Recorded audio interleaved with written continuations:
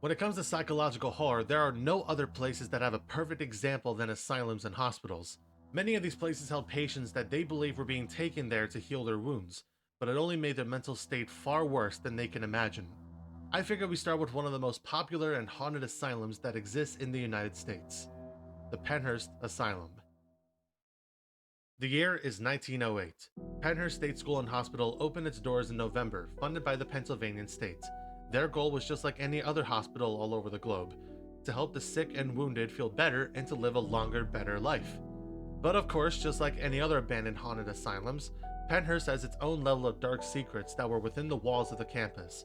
Pennhurst was at the heart of the human rights movement that revolutionized the United States' approach to healthcare for the mentally and physically handicapped. It operated independently, much like any other hospital site, producing its own food, having their own security force, even having their own power plant for the campus. The staff weren't allowed to only accept mentally and physically handicapped patients. They also had to allow immigrants, criminals, and orphans who couldn't be housed elsewhere.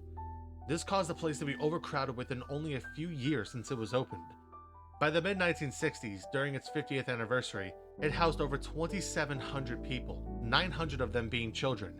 TV reporter Bill Baldini ran a 5-episode show about Pennhurst Asylum that showed the neglect and abuse in the institution.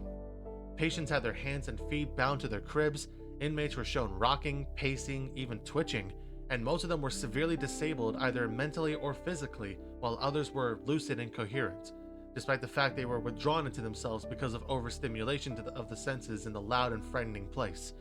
They also suffered from the lack of much needed mental stimulation. When he interviewed one of the patients asking what he would want if he could have anything in the world, the patient responded with a heart-wrenching, "To get out of Pennhurst." What would you like? If I can give you anything I could in the world, what would you want? I'd like to get out of Penhurst. The most shocking part in one of the documentary's episode was when a physician talked about when he dealt with a vicious bully that brutalized the other inmates.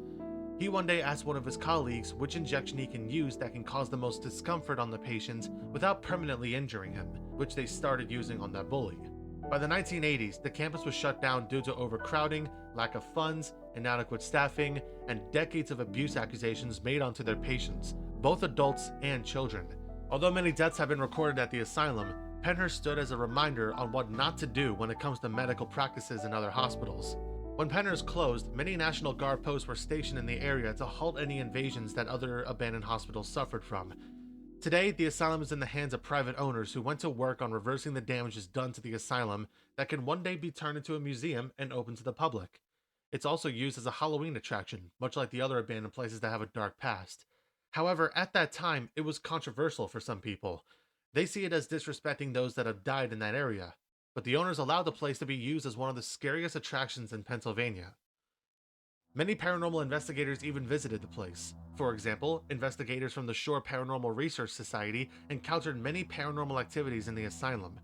They visited all the buildings in the asylum in search of paranormal activities. These were their results. In the Hershey building, an investigator heard a female child's voice on the 3rd floor. In the administration building, multiple voices were heard, and electronic voice pulses, or EVPs, caught what appeared to be a toilet running, despite the fact there hasn't been any running water since the asylum closed. In the Philadelphia building, loud sounds and voices were heard coming from the building. Investigators searched in and outside of the building, but no one was there, nor would they have fled without being seen. In the Tinicum building, an investigator had their legs touched while they had multiple EVPs. In the Mayflower building, investigators were touched as they saw multiple shadow people. In the Devon building, unknown sounds were heard as they captured multiple EVPs. And finally, in the Quaker building, this building had the most activity. Investigators were shoved and scratched by an unknown force. Multiple shadows were observed, including what appears to be a small female child with long hair, a hunched over presence with long dangling arms, and the upper body looking over and around obstacles. Objects were being thrown in the basement. Multiple EVPs and EMFs spiked throughout their investigation in the building, and they even brought in their psychic medium, Sharon Pugh, who felt there were multiple energies in the building, including a hostile spirit that was either a demonic force or a past life of someone that had hate in their soul. Many times I have visited the place, and hearing the stories about what happened there brought chills to my spine. I can't imagine being a patient that ends up in a twisted place like this. It definitely shows what happens to a person that ends up being psychologically tortured. It's even worse when children were known to be there to suffer that same fate. But there are many hospitals and asylums that hide similar dark secrets that weren't known to the public until its closing. Will it be more sinister than the Pennhurst Asylum? We'll find out another time.